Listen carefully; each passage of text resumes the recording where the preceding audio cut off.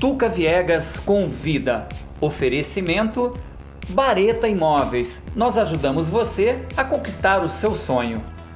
GTW Empreendimentos. Tradição, confiança e qualidade. AIS Negócios Imobiliários. Abrindo janelas de oportunidades. Joyce Santana Imóveis. Atendimento especializado em você. Olá, hoje o Tuca Viegas conversa com a professora doutora Ostina Nascimento. Você que está por aí, aproveite e se inscreve no nosso canal. Para participar também pode fazer o pix tucaviegasconvida@gmail.com. A doutora Ostina Nascimento é coordenadora do Le Freire, um programa de extensão de estudos do educador Paulo Freire. Ostina, muito obrigado pela sua disponibilidade, você está conversando com a gente. Qual a importância, né? O que representa, né, Paulo Freire para a educação do Rio Grande do Norte? Olá a todos, todas, todos. Um prazer estar aqui com vocês através do canal, né?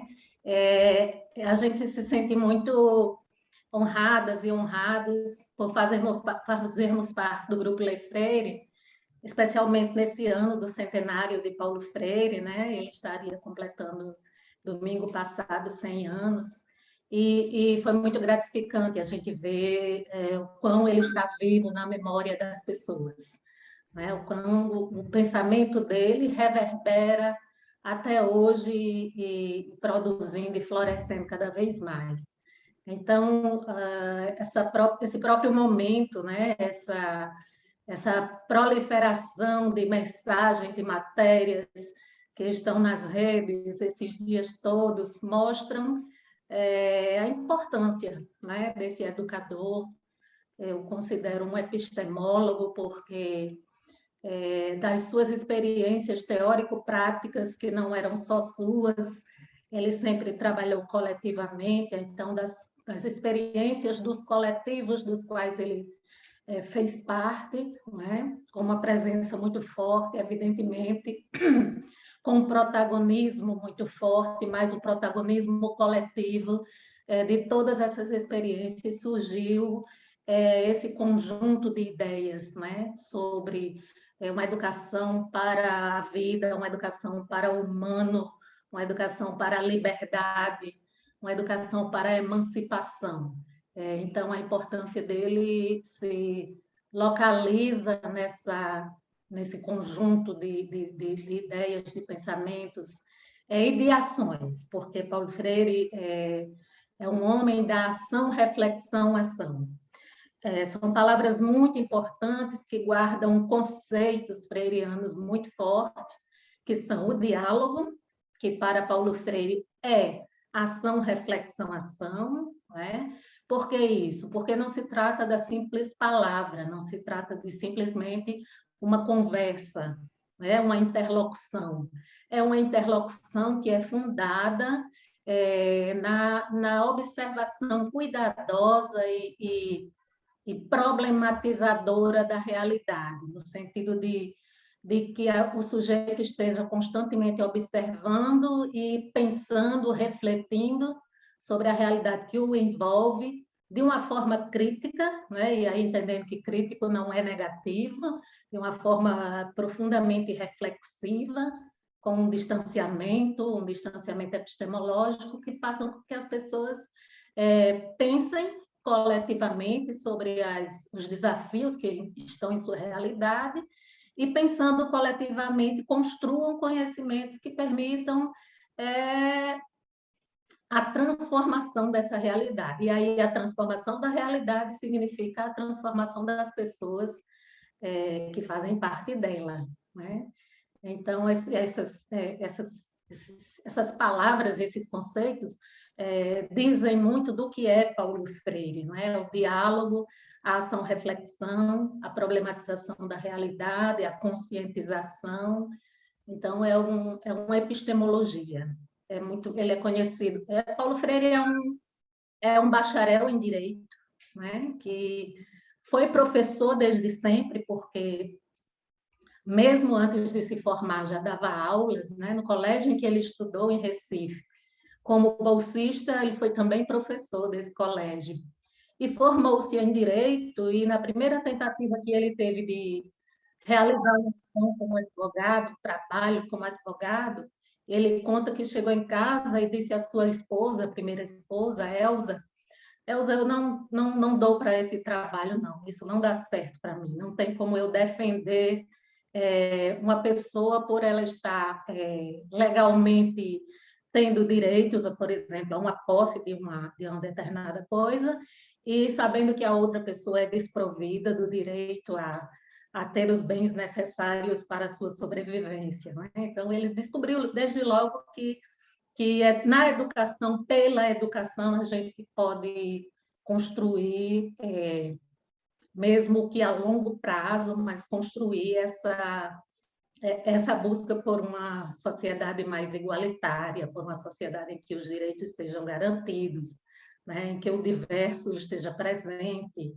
né, e que se reduzam as opressões, né, que se eliminem as opressões, que se reduzam tanto para o oprimido quanto para o opressor, porque só existe opressor porque existe oprimido. O Freire diz: só o oprimido pode libertar o opressor da opressão que ele exerce, porque só o oprimido pode coletivamente se libertar da opressão a que é submetido. Então, se a gente olha bem, a gente vê a humanidade que há nestas ideias, né? Paulo Freire, ele sofreu influências, sofreu não é uma palavra boa, ele dialogou com diversas formas de pensar, não é? Então, as influências do marxismo, com certeza, mas não só do marxismo, né? Do cristianismo, a Igreja Católica fez parte da vida de Paulo Freire muito fortemente. É claro que uma Igreja Católica muito preocupada com a fraternidade, a busca de uma igualdade. E também da fenomenologia, também do existencialismo, por buscar entender o homem nessa subjetividade, né? Porque Paulo Freire, desde sempre, se fez como um educador, né? Há pessoas até que o chamam de pedagogo, né? O pedagogo Paulo Freire. Desde sempre ele se fez como educador. E o educador tem essa tarefa que é sui generis, né? Que é pensar coletivamente, mas considerar cada uma das pessoas que estão naquele coletivo.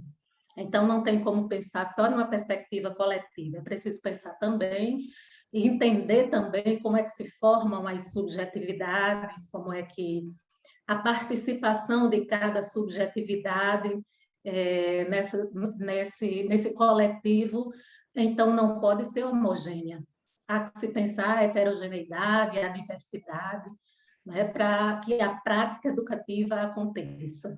Então, pensando como um educador, ele dialogou com diversas formas de pensar, né? E aí a importância, nesses anos todos, para a educação, para a formação cultural, inclusive, para a compreensão da formação cultural do povo brasileiro, tem uma presença muito marcante de Paulo Freire, porque ele está presente muito fortemente na academia, o seu pensamento está presente muito fortemente na academia, ele está presente muito fortemente entre os professores, né, especialmente entre os pedagogos e as pedagogas. Isso a gente tem que admitir, os cursos de pedagogia, eles sempre se preocuparam muito em compreender, em fazer com que os futuros educadores entendessem a importância da relação educador-educando, de que quando se ensina, se aprende, né? Paulo Freire diz assim: ninguém educa ninguém, ninguém se educa sozinho. Os homens se educam em comunhão, mediatizados pelo mundo. Então, nessa máxima freiriana, está praticamente sintetizado o seu pensamento, né? A importância do coletivo, a importância da horizontalidade do saber, a importância da compreensão da incompletude do ser, porque estamos nos educando constantemente, nunca estamos prontos, né? E isso é de uma riqueza muito grande, porque, primeiro, a gente começa a entender que não existe o ser acabado que aí este é o que tem prestígio, que todos nós estamos, né, nos formando, constantemente nos formando. E esse formando, ele acontece no coletivo, nós não vivemos sozinhos, não é? Porém, ninguém educa ninguém quer dizer que conscientização não é uma atitude ou uma ação que se impõe sobre o outro, porque conscientização é o contrário de opressão. A opressão eu imponho sobre o outro através, especialmente, da ideologia, né? Através da força, mas aí muito mais facilmente, digamos assim, muito mais possivelmente, da ideologia. Eu posso oprimir o outro. Agora, a conscientização ela é construída por cada pessoa nas suas experiências coletivas. A partir do momento que ele percebe o quanto isso é importante, né? Ele tem que perceber, né? Eu acho isso uma relação muito legal quando a gente fala da psicologia. Eu entrevistei esse mês de setembro, eu estou entrevistando psicólogos toda semana, a gente está falando do Setembro Amarelo, e a gente falando da importância da psicologia, e eles colocam uma coisa que eu acho genial, que o psicólogo não cura ninguém, ele faz com que a pessoa se cure, para você se conhecer e tal. E teve duas coisas assim que você falou que eu acho as coisas mais fantásticas do mundo. Essa coisa do universo individual, né? Que é o coletivo, mas está ali o individual, a heterogeneidade não são iguais, não é uma mesma receita para todos. Você faz coletivamente, mas você vê cada um, né? Na sua essência, né? Nas suas características próprias. E a coisa da horizontalidade do conhecimento, isso é genial, porque a gente briga muito com essa presunção, né? De eu sei, eu sou, né? E, pô, não vamos dividir, vamos aprender, vamos saber, né? Crie, desenvolva, né? Isso é fantástico.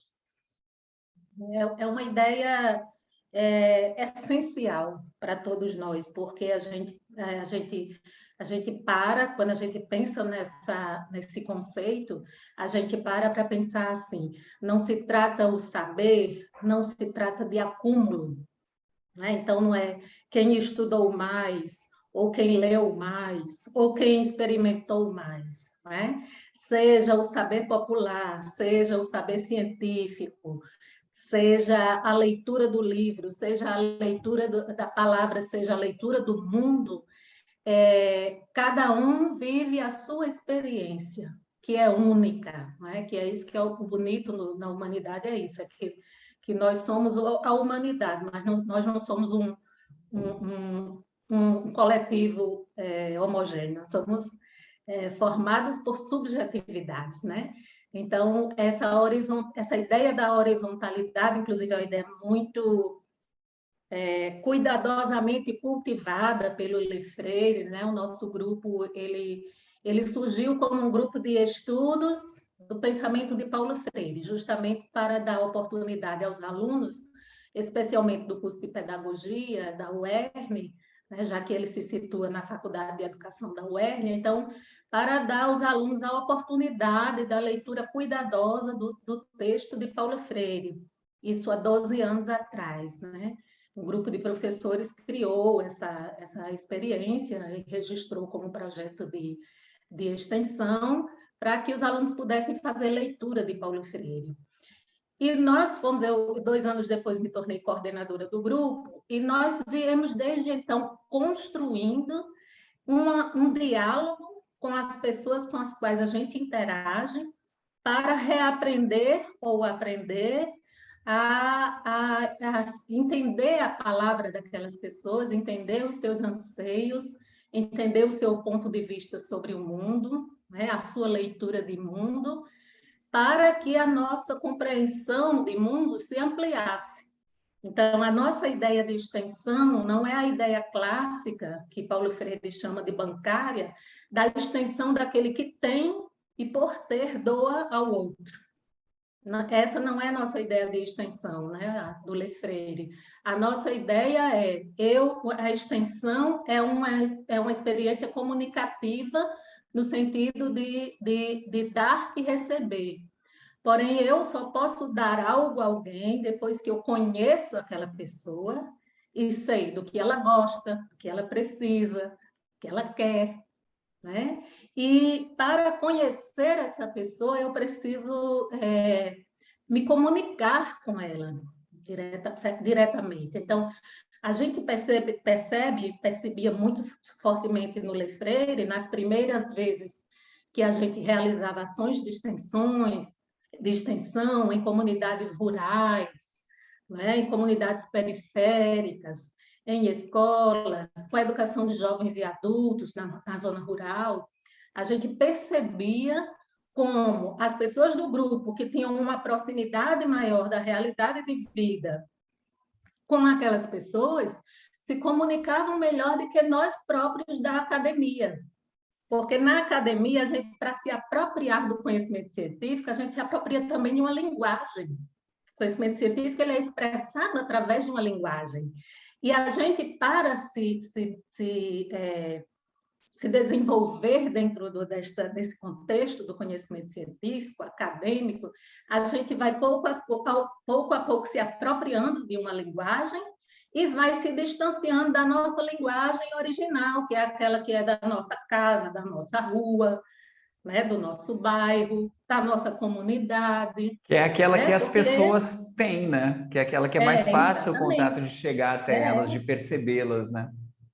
E aí a gente precisa se reaproximar disso. Eu falo isso como uma experiência também minha, muito minha pessoal, porque com tantos anos experimentando, vivendo essa experiência acadêmica, eu pouco a pouco fui me distanciando dessa linguagem, né? E essa convivência com essas pessoas, ela me trouxe isso de volta, me trouxe de volta para o meu lugar, né? Então, Resgatou, né? qual é o meu lugar de pertencimento hoje? Não é a academia, eu não posso dizer só que eu sou uma professora doutora da universidade, né? Eu sou uma professora doutora, pesquisadora deste grupo, que nesta realidade me ajuda a me reencontrar comigo mesma, né? Com aquela que eu sou, que é filha de trabalhador, pescador, dessa nossa região aqui, de Mossoró, Macau, da região salineira.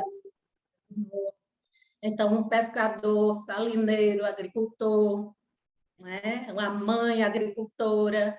Então, eu fui me distanciando disso à medida que ia para a cidade, digamos assim, para estudar, e voltei através do contato com essas pessoas. E a nossa experiência do Lefreire, enquanto grupo, ela se dá, na maioria das vezes, com a maioria das pessoas do grupo Lefreire, através desse caminho, porque a maioria de nós somos pessoas que chegaram à academia, né? Mas pessoas que temos a nossa origem trabalhadora. Nossos pais são todas pessoas trabalhadores. E aí a gente vem para a cidade para estudar e a gente volta ou para o sítio ou para a cidade circunvizinha a Mossoró, ou seja a praia, seja o sertão, seja no Rio Grande do Norte, seja no Ceará. Mas esse vínculo é um vínculo a mais, e isso se trata da relação entre os conhecimentos científicos e os saberes populares, que precisa ser uma relação dialógica, e é nesse lugar, é nesse espaço-tempo que se localiza o Lefreire, aprendendo outro aspecto importantíssimo que a gente acredita do pensamento de Freire, que é esse do inacabamento do ser, que aí a gente está o tempo todo aprendendo, a gente nunca a gente está sendo, né? E aí a gente está aprendendo o tempo todo com as pessoas com as quais a gente convive.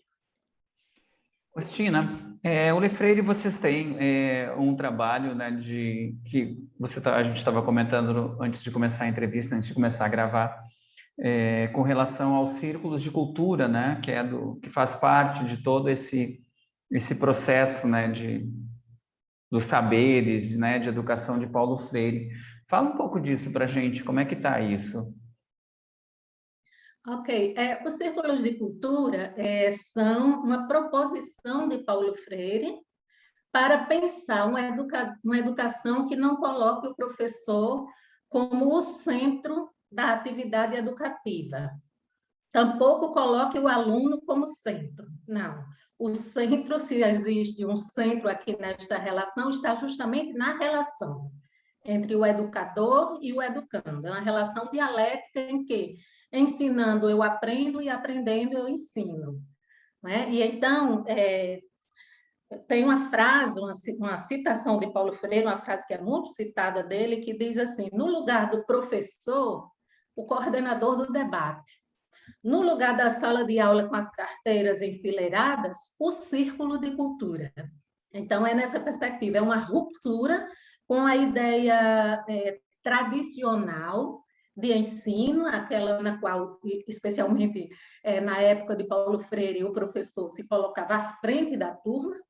Além de estar à frente da turma, ele se colocava numa posição mais alta, né? Existiam os púlpitos, ou então os tablados, em que o professor ficava mais alto para que todos pudessem vê-lo e escutá-lo.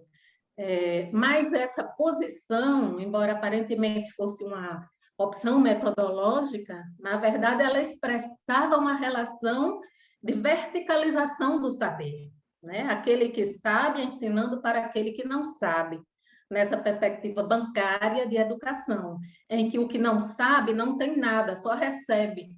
Por isso é bancário, né? Porque só é o banco em que só é depositado, né? E aí a perspectiva dialógica que ele propõe, que aí é por isso que é uma educação libertadora, porque o sujeito sai dessa relação opressiva, né? Essa educação libertadora, ela se dá através da constituição dos círculos de cultura, né? Então, entre o final da década de 50 do século passado, início da década de 60, foram florescendo essas ideias de constituição de uma educação para o povo, feita pelo povo. Né? Por isso que se chamou de cultura popular e educação popular. Tanto a educação quanto a cultura vistas como direito de todos, então para todos. Mas não só isso, feita pelas próprias pessoas, a partir da sua realidade, das suas crenças, dos seus valores. Né? Então, né, naquela efervescência cultural, né, que se deu no final da década de 50 para o início da década de 60, Paulo Freire, então, envolvido com os movimentos sociais, educacionais na periferia de Recife, aqueles movimentos, houve uma ebulição muito grande nesses movimentos no Nordeste, né? Porque havia uma ebulição muito grande no Sul, no Sudeste, e houve também uma evolução muito forte no Nordeste. E Paulo Freire, então, estava no meio desses grupos que surgiram em Pernambuco, na Paraíba, e que criaram ações que também reverberaram no Rio Grande do Norte, inclusive nos colocando num lugar muito especial na história, né, da passagem de Paulo Freire pela vida e pela educação, que são as 40 horas em Angicos, né? E as 40 horas em Angicos, que é uma experiência de alfabetização, elas aconteceram através dos círculos de cultura. Né? Os círculos de cultura não se trata somente de sentar as pessoas num círculo e vamos fazer uma atividade. Se trata de uma proposição metodológica em que o conteúdo do que vai ser discutido no círculo virá da realidade das pessoas que participam do círculo. Por quê? Porque todas as pessoas têm vozes, já que se trata de uma horizontalidade do saber. E a realidade das pessoas é ela que precisa ser compreendida para do conhecimento ali construído saírem os novos conhecimentos que virão.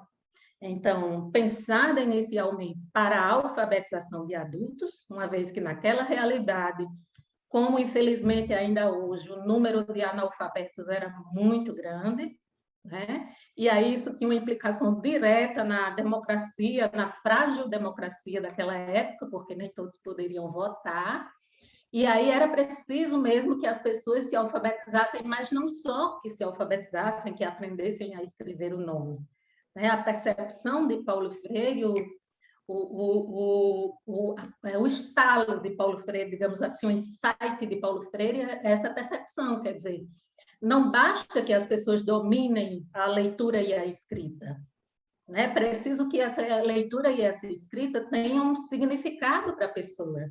E também não basta que tenha um significado somente subjetivo, mas que tenha um significado coletivo, na perspectiva de perceber as limitações a que os grupos estão submetidos e que essas limitações precisam ser superadas.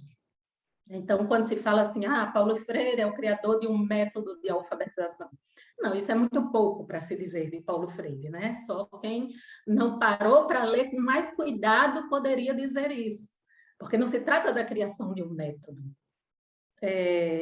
Falando, inclusive, literalmente, o método de alfabetização utilizado era um método que já existia. Né? A inovação de Paulo Freire é que aquela forma de ensinar a ler e escrever não seria uma forma esvaziada de significado, um conteúdo esvaziado. Né? Não seria a forma de ensinar um adulto que passa o dia trabalhando e de noite vai para a escola e vai aprender a ler Eva, viu, a uva, porque tem as letras da família do V. Então, não se trata disso.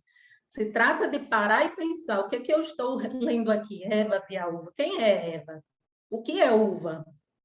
Não é? Por que que Eva vê a uva? A uva nasceu, foi plantada?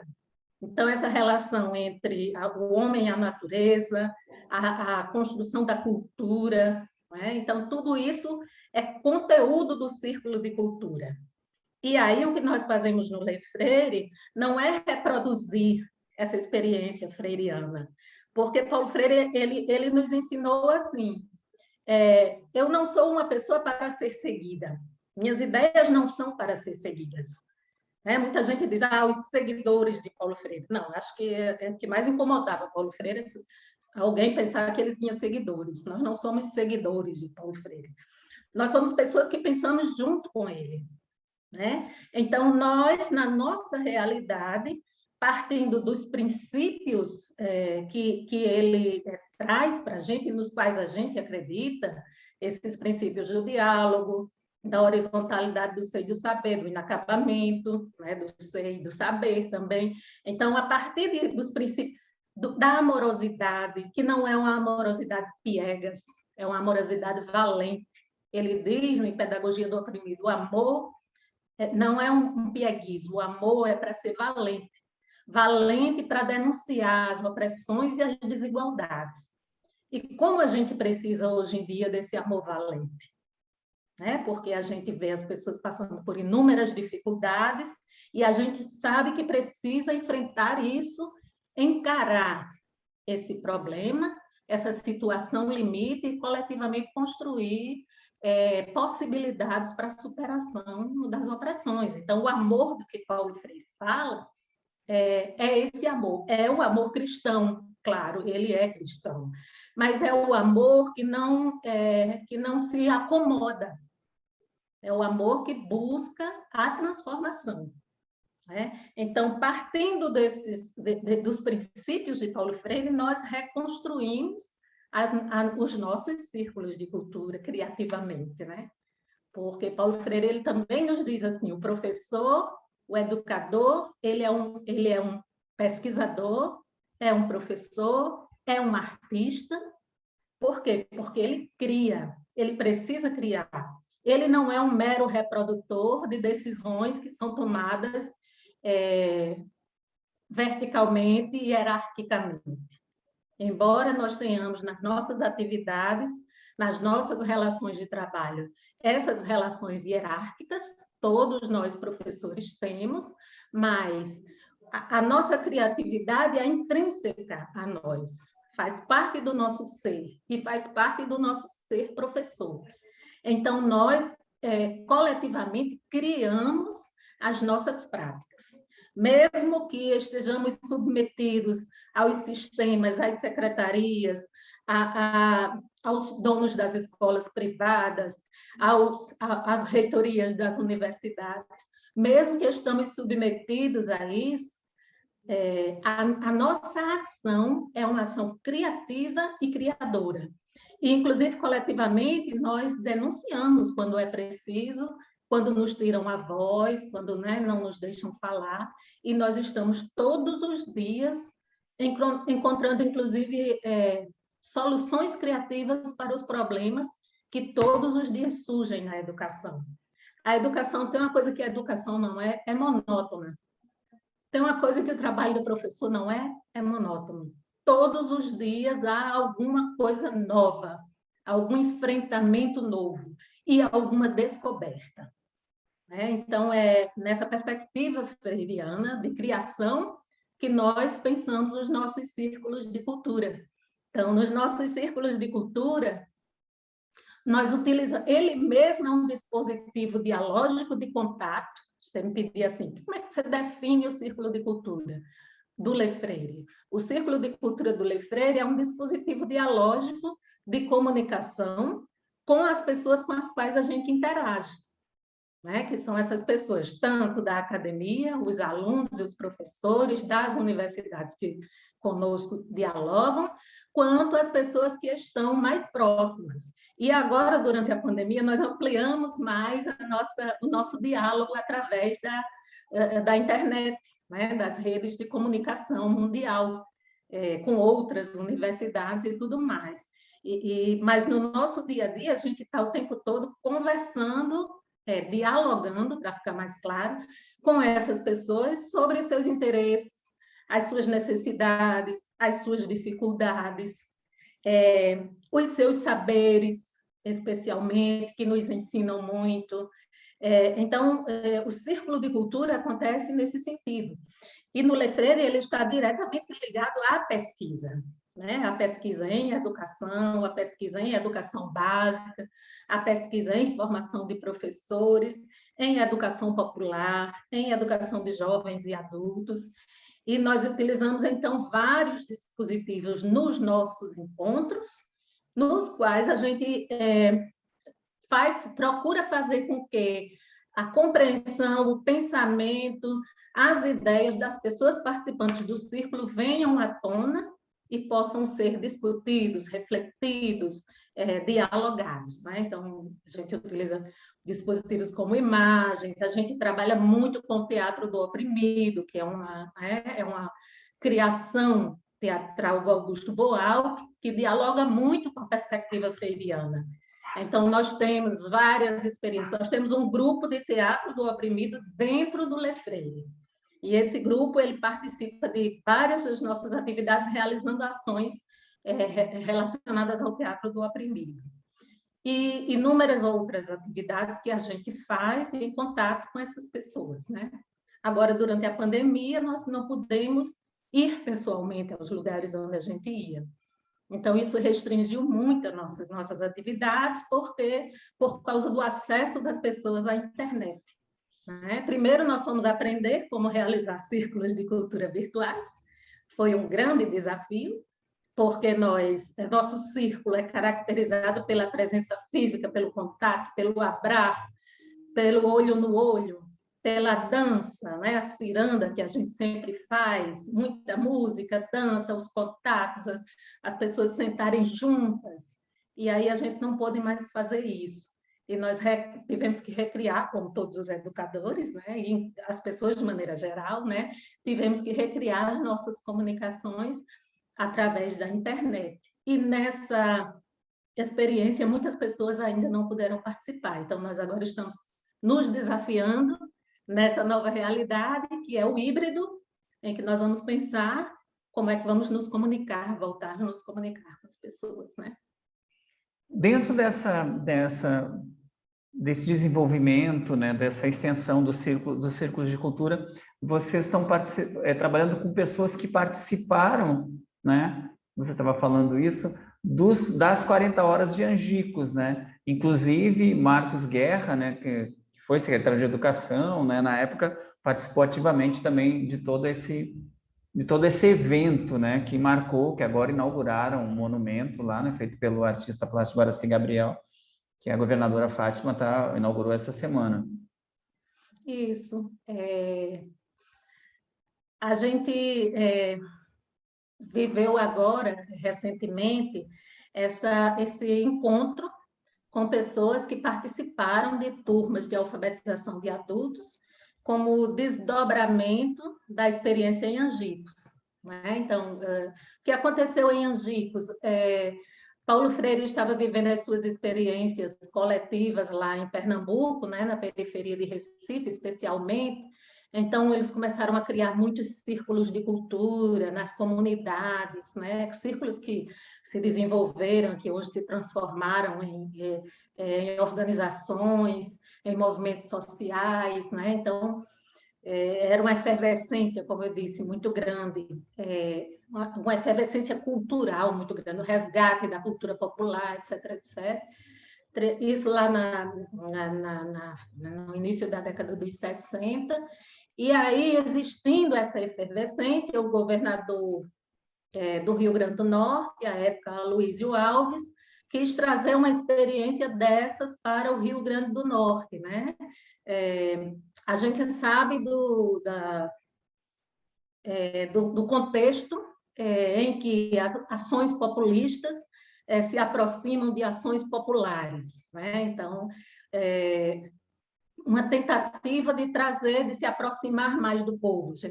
Quem é do Rio Grande do Norte sabe da força que Aloysio Alves tinha com as pessoas, a aproximação que ele tinha com as pessoas, era uma relação afetuosa, né, que ele tinha com as pessoas. Então, ele se aproveitou, ele disse, então vou levar lá para meu estado e vou levar para minha cidade. Então, com recursos, né, que vieram dos Estados Unidos, financiamentos, etc., a ação foi feita, então, pela equipe de Paulo Freire, através das universidades, como projeto de extensão. Né? Então, da universidade em Recife, né? E da Universidade Federal do Rio Grande do Norte saíram os estudantes, né? Os jovens estudantes, que formaram os primeiros grupos, o primeiro grupo que veio, existem filmes bem bonitos que mostram isso, né? A experiência de Angicos. E aí o grupo que veio no final de 1962 para Angicos para conhecer, né, a realidade das pessoas, conhecer essas pessoas adultas que não eram alfabetizadas e conhecer a sua realidade, inclusive a sua realidade vocabular, quer dizer, quais eram as palavras mais utilizadas com as quais elas se comunicavam, né? E aí, para que essas palavras passassem a fazer parte do conteúdo da alfabetização. Então, em janeiro de 63, aconteceu a experiência, né? As 40 horas em Angicos. Eles vieram e ficaram lá, se hospedaram lá e ficaram vivendo aquela experiência, como é que diz isso, numa imersão cultural, né? Eles mergulharam naquela realidade e viveram aquela experiência. E aí Paulo Freire, frequentemente, eu estava presente, acompanhando tudo mais, e o Marcos Guerra era uma das pessoas que participavam daquilo ali, né? Então, nessa vivência que a gente teve agora em agosto, alguns educadores que participaram da experiência como desdobramento, assim que terminaram lá as 40 horas em Angicos, então foram formadas outras turmas. E aí foram formadas turmas em Mossoró. Nós não sabemos se em outro município do Rio Grande do Norte, mas aí foram formadas algumas turmas em Mossoró e foram selecionados entre professores não, alunos da UERP, especialmente do curso de Ciências Sociais, da FAPIC, da Faculdade de Filosofia, Ciências e Ciências Sociais, e alunas do curso normal, né, que estavam se formando no curso normal, as normalistas. Então, entre essas pessoas foram formados os grupos para esse processo de alfabetização. Aí o material, as pessoas têm, inclusive, né, levaram para o Círculo de Cultura, os slides, porque eram projeções, né, naquela época, com aqueles materiais, então, pequenos slides, que eram fotografias das fichas, com as palavras geradoras e os temas geradores que deveriam ser discutidos. E aí as pessoas essas fotografias de slide, nós conseguimos reproduzir como imagem, fizemos reprodução e tudo mais, e aí elas revelam todo esse processo, como foi que aconteceu, e a memória que essas pessoas têm da experiência, né? Então, nós passamos horas, algumas pessoas a gente gravou, a professora não, a mestre Zélia, me fugiu o nome dela agora, foi a pessoa que trouxe esse contato, e ela foi minha orientanda de mestrado, e é uma pessoa dos movimentos sociais, muito participativa em Mossoró, e ela encontrou essas pessoas que participaram da experiência, e nós realizamos um círculo de cultura para conhecimento, porque os nossos círculos de cultura são assim. O primeiro a gente realiza para conhecer a realidade das pessoas com as quais a gente está dialogando. E daí, desse conhecimento da realidade, nós vamos tirar os temas que serão geradores dos diálogos seguintes nos outros círculos. Então, nós estamos agora nesse processo de dar continuidade, né? E aí foi informado isso, de que Marcos Guerra foi a pessoa que coordenou essa vinda para Mossoró, né? Então, nós estamos ansiosas por conversar com o professor Marcos Guerra, para que ele nos passe mais informações, uma vez que nós não temos registro escrito disso, a não ser em alguns livros que falam. A professora Adi Canário tem um livro que é o que é Método Paulo Freire, que é daquela coleção Primeiros Passos, e aí, nesse livro, tem uma referência a essa experiência em Mossoró, muito breve, muito pequenininha, rapidamente aparece ali no livro, e nós estamos, então, querendo reconstituir essa história para, né, registrar, para deixar registrado. Ora, nós moçoroenses gostamos muito do protagonismo, né? Faz parte da cultura moçoroense. Então, o protagonismo coletivo desse tipo é muito interessante, nos estimula muito, né? Eu não nasci em Mossoró, mas eu vivo em Mossoró há 23 anos, então me sinto parte dessa cultura totalmente. E nós gostamos disso, né? Faz parte, é uma força que tem no povo moçoroense, que é esse gosto pelo partir na frente, ser protagonista, não esperar por ninguém, tomar iniciativa. Então, a gente está contando com isso também. Eu gostaria de... Eu não queria encerrar em nenhum momento, né? Eu ficaria conversando o dia todo. Eu estou aprendendo tanta coisa que você não tem nem ideia. Mas, professora, por que existe essa coisa... É tão estranho. Existe uma hostilização com relação a Paulo Freire, né? Uns comentários, umas coisas. Eu sou irmão de uma educadora e ela utiliza, né, vários conceitos né, e falou várias. E ela, assim, ela é uma fã inveterada de Paulo Freire. E eu convivi muito com ela, muito tempo. E ela me fala, assim, me falou de muitas coisas. Mas isso é o quê? É para proibir o pensar? É para proibir o estímulo ao desenvolver, as pessoas poderem ter opiniões, poderem crescer individualmente como pessoas, como agentes dentro de uma sociedade? O que justifica essa coisa tão... Porque não é uma... Como você coloca muito bem, não é uma coisa, é assim, pelo contrário. O que acontece é isso, o que você acha disso? Pense como você vê o mundo, como você vê as coisas, né? Isso é o fantástico, né? É o estimular a pensar, né? O horizontalizar o conhecimento, horizontalizar o saber. Pois é, quando Paulo Freire foi exilado, né, no golpe de 64, ele foi preso, foi perseguido, teve que se esconder, e aí, por fim, ele não teve outra opção a não ser se exilar, né? A não ser ir embora, então, né? Nem se exilar, ele foi exilado, né? E aí, a gente é engraçado que a gente diz assim, esse pontapé foi o que pareceu a um primeiro momento uma coisa muito ruim, e foi muito ruim, ele sofreu, ele e sua família sofreram muito, isolados, ele amava, eu escutei a segunda esposa dele falando domingo, né? ele amava muito Recife, ele amava muito Pernambuco, né? E ele ter que se afastar das coisas, daquela realidade, né?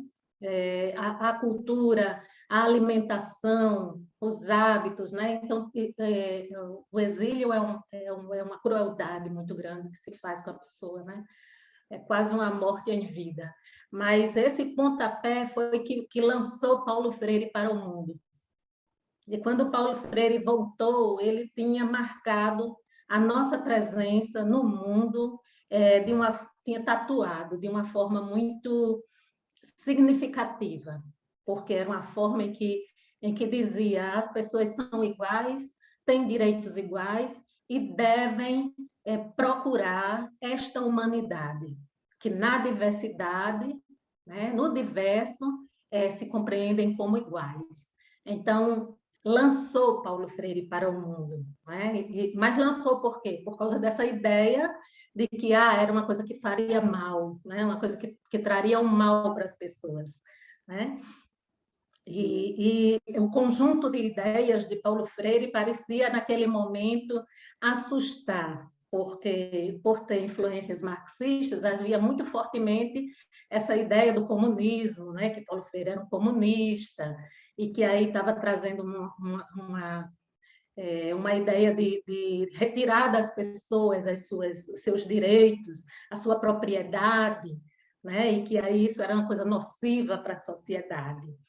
E essa ideia, pasmem, é reproduzida hoje em dia ideologicamente, né? Para enganar as pessoas neste sentido, né? Desse iminente risco de um comunismo que vai tirar os direitos das pessoas, que isso só existe na cabeça doentia de um pequeno grupo, né, no Brasil, que não se conforma em perder as regalias que foram conquistadas justamente através dessa desinformação e dessa deseducação. Então, dizer que Paulo Freire, o que é dito sobre Paulo Freire hoje em dia, que Paulo Freire, o mal das escolas é porque Paulo Freire está nas escolas, não é? A educação não funciona e as pessoas não se educaram porque Paulo Freire está nas escolas. Dizer isso é uma ação perversa, com uma intenção perversa. Absorver isso, ouvir isso e aceitar passivamente é onde está o lamentável, né? Que pessoas escutem e acatem isso. E não tenham conhecimento suficiente para saber que isso não é verdade, que isso é falso, né? Não saber distinguir o que é verdade e o que é mentira, que, aliás, é o grande desafio de hoje em dia, né? A história das fake news.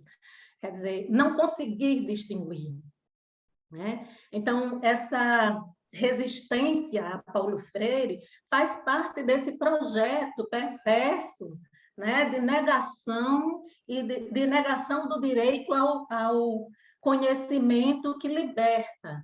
Liberta em que sentido? Liberta nesse sentido que você está falando, da pessoa pensar, da pessoa ter opiniões próprias, né? Da pessoa coletivamente construir opiniões que são, e valores que são já disseminados para toda a humanidade, né? Quem discorda, pelo menos no pensamento ocidental, quem discorda da liberdade como um bem fundamental, a liberdade do homem? Quem discorda do reconhecimento da humanidade, né? Quem discorda da riqueza e da força do amor? Quem discorda da beleza da esperança? É isso que Paulo Freire nos traz, né? Então, só uma pessoa que é desinformada, ou um grupo de pessoas que, por serem desinformados e por não terem desenvolvido esse exercício coletivo de pensar sobre o que é verdade, o que não é verdade, do que se trata e do que não se trata, é que vai aceitar passivamente que se diga isso. E essa intenção, essa tentativa deixa eu ver qual é a palavra certa, essa tentativa de de fazer perceber um pensamento de Paulo Freire de uma forma negativa, de uma forma perigosa, de uma forma errada, né? É uma tentativa pela ideologia dominar as pessoas, né? Para que as pessoas pensem apenas de um ponto de vista, né? E é uma tentativa que é muito forte e que nesses anos todos isso foi se reproduzindo entre grupos, entre situações da sociedade, em contextos, e isso foi se reproduzindo, não só com relação a Paulo Freire, mas com relação, né, a essa ideia dos riscos que se está correndo, e que aí há aquele messiânico salvador que virá nos dizer o que é o melhor. Nossa, cair nessa esparrela é a ausência de uma capacidade de reflexão. E a ausência de uma capacidade de reflexão, inclusive coletiva, não é uma reflexão individual. Eu não me formo nisso sozinha, eu me formo no coletivo. Então, se eu puder dizer hoje, eu digo assim, o que menos tem na educação brasileira, concretamente, é Paulo Freire. Agora, alguém vai me entender mal. Como assim, professora? A senhora acabou de dizer da presença dele e tal e tal. Tá, mas na ideologia que foi construída, no conjunto de ideias, vamos dizer assim, que foi construído pela educação, a gente não conseguiu ajudar as pessoas a ampliarem a sua reflexão e a sua leitura de mundo. E aí, por isso, estamos aqui. Nós também erramos muito. Nós tentamos, nós fizemos muito, nós fizemos tudo que podíamos, não sei se tudo que podíamos, mas nós não conseguimos fazer com que essa quantidade de pessoas que hoje está seguindo o que se diz nas redes sociais, sem conseguir discernir uma coisa da outra, né? Havia gente que realmente acreditava que quem tomasse a vacina ia virar jacaré, havia. Como há pessoas, uma me disse há alguns dias atrás, eu não vou votar em Lula, porque Lula defende os macumbeiros. Isso ainda existe? Depois de tanto que a educação fez pelo respeito à diversidade de culturas, pelo reconhecimento da cultura afrodescendente que nós temos em nossa realidade, em nossa cultura, ainda existem pessoas que são levadas a pensar nisso? E aí, gente, não estou fazendo campanha, não, viu, para Lula, não sou lulista. Estou trazendo um exemplo, né? Um exemplo muito claro de uma pessoa que sempre votou em Lula, que mora num lugar onde o PT fez trabalhos muito interessantes, em que Lula veio pessoalmente várias vezes, em que havia um reconhecimento de uma construção, né? De algumas oportunidades que os trabalhadores tiveram, que em outro momento não tinha acontecido, e que agora essas próprias pessoas estão pensando assim. Como que hoje ainda pode-se pensar que as religiões de origem africana são religiões que trazem o perigo e que trazem o mal? Como que pode-se ter esse nível de desconhecimento? Né? Em pleno 2021. Né? As pessoas acharem que, por exemplo, que não devem tomar a vacina, que faz mal tomar a vacina. Como? Depois de tudo que as vacinas fizeram, e que por isso que nós estamos aqui, por causa dos antibióticos, por causa das vacinas, por causa da ciência. Então, nós erramos. Em alguma coisa nós erramos. Né? E essa festa de hoje em dia, eu gostaria até mesmo de ser o mais forte que eu vou dizer, até mesmo assim, uma síntese. Essa festa que estamos fazendo para comemorar os 100 anos de Paulo Freire, mais de que uma oportunidade da gente jogar luzes sobre o patrono da educação brasileira, né? E muita gente, inclusive, se aproveitar dos raios de luz que sobram disso, mais do que isso, é uma oportunidade da gente parar coletivamente e pensar o que estamos fazendo para que as ideias de Paulo Freire não sejam ideias que fiquem sendo reproduzidas né, em nível de discurso, e que sejam ações concretas, práticas, na relação ação, reflexão, ação. Quais são os nossos compromissos? Antes da gente dizer assim, eu sou lefreiriano, ou nós somos freirianos, antes da gente dizer isso, o que é que nós estamos fazendo? Qual é a nossa real contribuição? Nós estamos vendo e procurando ver o que está acontecendo ao nosso redor, com as pessoas que estão próximas de nós, ou estamos fechando os olhos? O pessoal do Grito dos Excluídos falou para a gente em uma aula que nós tivemos a quantidade de pessoas em Mossoró que dormiam na calçada da igreja e a quantidade de pessoas que hoje em dia dormem na calçada da igreja. E as pessoas passam nos seus carros, nas suas motos, nas suas bicicletas, e sequer veem isso. Na hora que o menino disse, eu até fiquei pensando, nossa, eu passei a pandemia todinha dentro de casa, só saí para ir ao supermercado, então eu não vi que as pessoas estão passando fome. Né? E eu não vi que isso é resultado de uma política muito, muito cruel, de negação do direito das pessoas aos bens, os bens essenciais. Porque o bem essencial é a vida. Então, se há pessoas que acordam pela manhã e têm que garantir a comida daquele dia, e pior, há pessoas que ao final do dia não conseguiram garantir aquela comida do dia, é porque está havendo uma negação perversa, de uma perversidade muito grande, ao direito essencial, que é o direito à vida.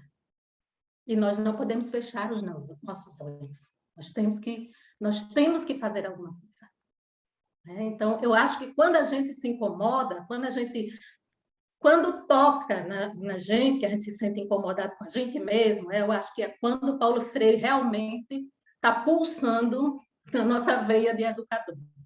Não é na comemoração, né, nas festas, nas odes, etc, etc. É nesse momento, quando a gente para e pensa, o que é que eu estou fazendo, individual e coletivamente? Perfeito. Ostina, eu gostaria muito de agradecer a tua disponibilidade, teu tempo. Achei riquíssimo, achei que você deu uma aula você horizontalizou muito conhecimento para a gente, acho que enriqueceu vai enriquecer muita gente, né? Tomara que a gente divulgue e faça com que muitas pessoas assistam a tua entrevista de hoje. Queria te agradecer, queria colocar o Tuca Viegas Convida à disposição, tá? Do projeto Lefreire, quando o que vocês precisarem, o que vocês quiserem que eu possa divulgar, fazer matéria. Daqui a pouco, se der tudo certo, se as pessoas se tocarem, que elas precisam se cuidar, usar máscara, ter distanciamento, tomarem vacina, a gente vai estar voltando a fazer as entrevistas presenciais, né? Aí vou estar acompanhando vocês, gravando com vocês, a gente está conversando, abraçando e cumprimentando todos vocês. Então, quero colocar à disposição e te agradecer muito por ter participado hoje com a gente. Pois é, Tuca, eu que agradeço, foi um prazer muito grande lhe conhecer. Como eu lhe disse, eu não sou muito inserida nas redes sociais, então, quando eu vi o seu convite, aí eu, nossa, quem é essa pessoa que quer conversar comigo? Será que eu posso contribuir de alguma forma? E aí foi um prazer muito grande a gente conversar e a gente pode construir uma parceria, não é?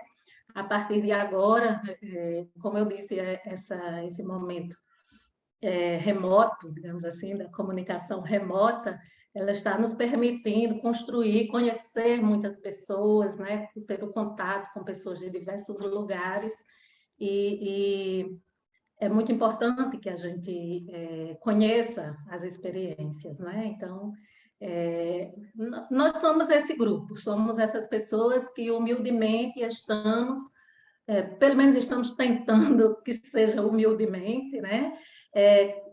Conhecer o pensamento de Paulo Freire com muito cuidado, com muito respeito, e sempre reconhecendo que a gente ainda não sabe e que a gente pode aprender juntos. Então, se hoje eu pude trazer um pouco dessa experiência lefreiriana da minha vida, né, da minha constituição enquanto professora, eu fico muito feliz pela oportunidade. Muito obrigada pelo convite e pela oportunidade. Eu realmente espero que nós possamos estar nos encontrando, né, pessoalmente, quem sabe daqui a um ano, sei lá quanto tempo, nos abraçando. Eu não consigo ainda, eu sofro a cada reencontro nessa nova abertura, porque a gente encontra as pessoas, mas não pode abraçar. Então, você vai e freia. E aí é muito difícil, mas já é um grande passo que nós estamos dando, é como você diz, se a gente conseguir continuar construindo essa consciência coletiva em nós, né, da importância que tem a gente viver cada momento, cada realidade, quando ela surge.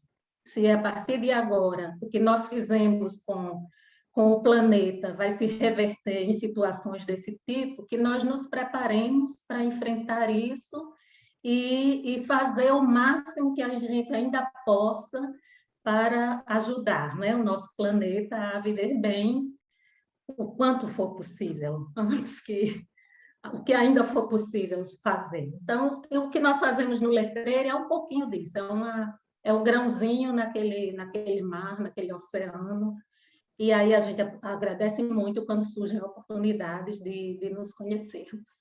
Engraçado que a luz do dia caiu, vocês vejam que o meu estúdio ficou sem luz porque a tarde caiu e a gente está no ocaso, no pôr do sol muito bonito que dá para ver daqui da janela, e então a gente agradece. A gente agradece ao coletivo, agradece a Deus, agradece ao coletivo, agradece ao que a gente tem de bom, né, e de humano dentro de nós. Né? O humano que deseja florescer dentro de nós, né? Porque ainda temos um humano ainda muito a descobrir. Obrigada. Obrigado a você. Um grande abraço. Outro. Você que está acompanhando a gente, aproveita e te inscreve no canal. O Pix está por aí, tucaviegasconvida@gmail.com. Um abraço e até a próxima entrevista. Tuca Viegas Convida. Oferecimento Bareta Imóveis. Nós ajudamos você a conquistar o seu sonho. GTW Empreendimentos. Tradição, confiança e qualidade. AIS Negócios Imobiliários. Abrindo janelas de oportunidades. Joyce Santana Imóveis. Atendimento especializado em você.